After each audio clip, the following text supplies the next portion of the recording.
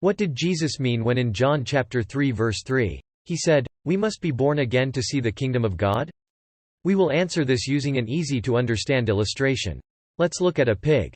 If you take a pig and wash it, what would it do when you allow it to go outside? That is right. It would go and roll in the mud again. Why do you think that is? Yes, it is his nature. Even if you train it to stay clean, eventually it will act according to its nature and go back into the mud. In the same way, a sinner comes to church, repents, and starts attending services.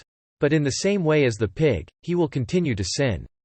This is because he has a human nature, and cannot help but sin. So, let's say we have supernatural powers.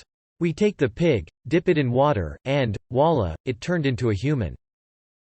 Now it has human nature and would not naturally go and roll in the mud.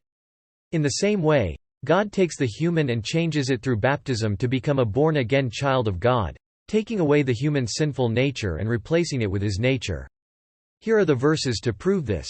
Romans chapter 6 verse 6. This happened so that God could destroy our sinful nature, which caused us not to obey him. So, as a result, we are not like slaves, who cannot stop doing wrong things, anymore. Do you see? When we are born again, God destroys our human sinful nature and we can stop doing wrong things because of it. This is why John wrote the following. 1 John chapter 3 verse 9. No one who has been born from God practices sin, because God's seed abides in him. Indeed, he cannot go on sinning, because he has been born from God. Here we can clearly see that the excuse that we are only human will not save us.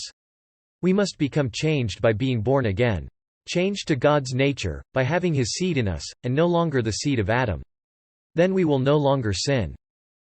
It should be remembered that a young child will also play in the mud, but that it would outgrow that childish thing.